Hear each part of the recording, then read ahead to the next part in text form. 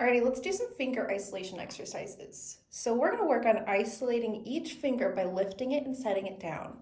We want to make sure that we keep nice curved fingers and a level wrist that isn't dropping the palm down onto the fallboard or the table or the keys or whatever you're doing this exercise on.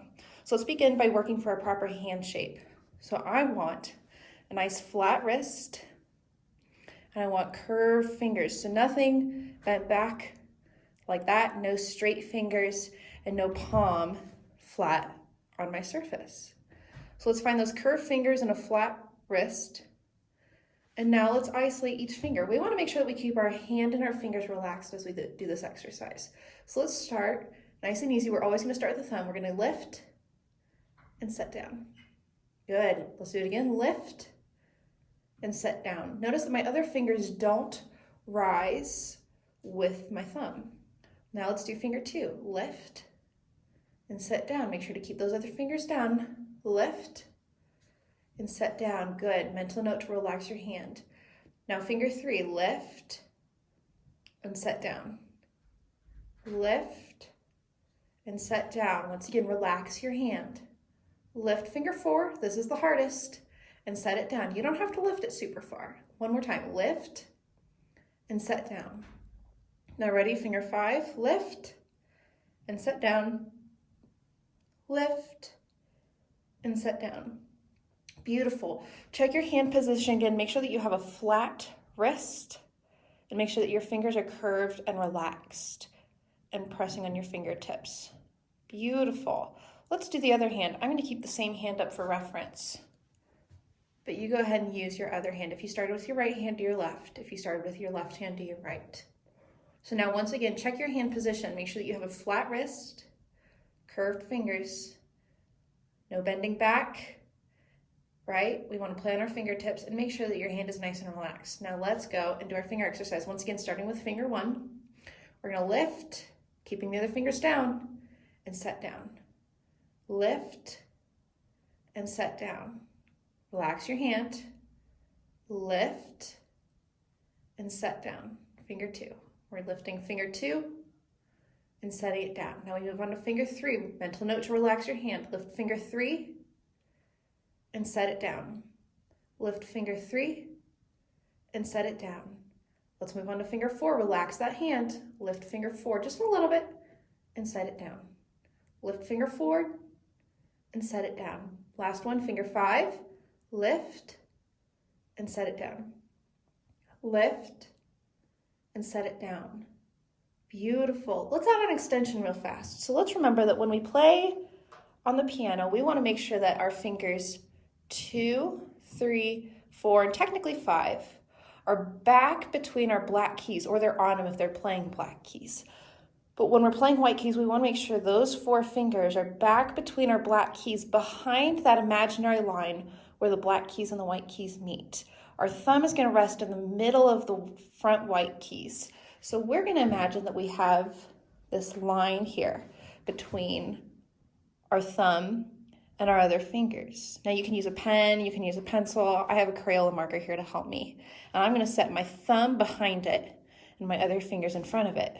This is a really good tool to use during this exercise so that you can still practice having that line in your hand. So then you would do the same exercise, lift, lift, lift, lift, lift, but with your Crayola marker helping as a guide.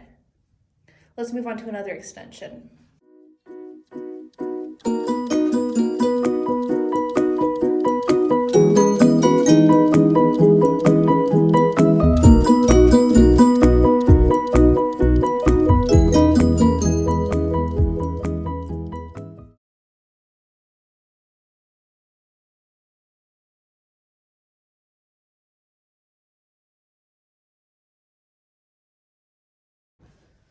So for this extension, we're going to keep practicing our lifts, our finger isolation exercise, and we're going to focus on this line where the black keys and the white keys meet. So we're thinking about a couple of things, right? We're thinking about our hand shape and our finger shapes. We want curved fingers and a flat wrist.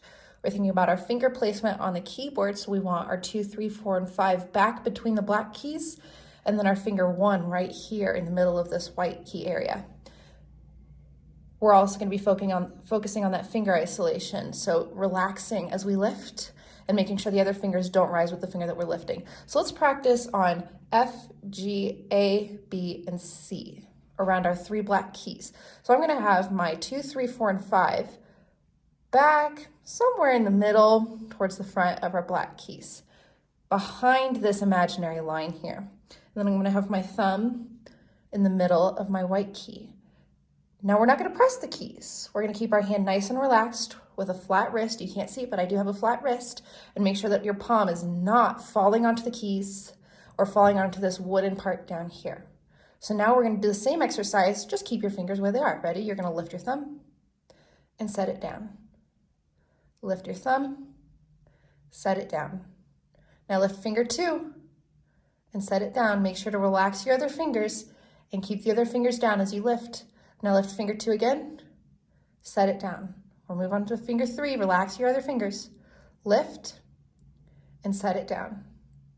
Lift and set it down, relax. Now lift finger 4 just a little bit and set it down. Lift finger 4, set it down. Now finger 5, lift, set it down. Lift, set it down. Beautiful. Let's move on and do the other hand. Let's find our correct hand placement. So remember, we want nice curved fingers and a flat wrist. We're going to have finger 2, 3, 4, and 5 behind this imaginary line here.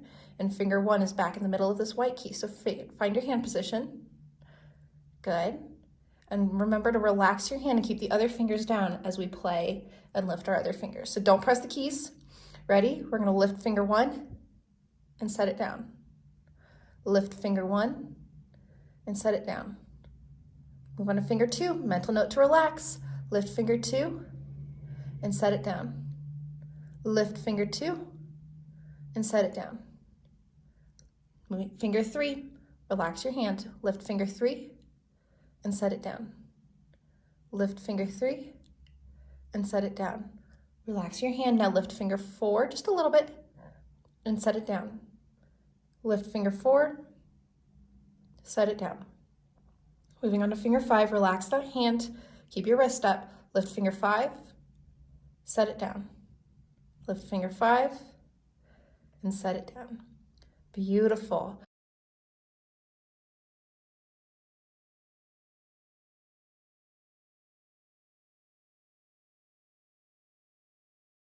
So the next extension of this exercise is to once again place the hand like we did. Mental note that your fingers are curved, wrist is flat, thumb is in the middle of your white keys, and your other fingers are pushed back behind that imaginary line in the black keys. And now you're going to press each key. So you're going to lift, press, and lift, making sure that the other fingers don't lift while you press that key. So press again and lift. Now move on to finger 2. Press, keep it nice and curved, and lift. Relax the hand. Press finger 2 and lift. Now press finger 3 and lift. Press finger 3 and lift. Now press finger 4 and lift. Press finger 4 and lift. And now press finger 5 and bring it back. Press finger 5 and bring it back. Now I said lift, but I didn't lift my fingers after I played the note. I'm just lifting, I'm allowing the key to come back from the key bed. So I'm bringing it back to its normal position. Let's do that with the left hand. So we're going to go from finger 1, and we're going to play each key, keeping the other fingers down, curved fingers, relaxed palm, flat wrist. Ready? Finger 1, and bring it back. Finger 1, and bring it back. Finger 2, and bring it back. Finger 2, and bring it back. Finger 3, bring it back. Finger 3, bring it back. Finger 4, bring it back. Finger 4, bring it back. And finger 5, bring it back. Finger 5, bring it back. Beautiful. So keep doing this exercise. Make this a daily part of your practice. Keep at it, and I'll see you in your lesson.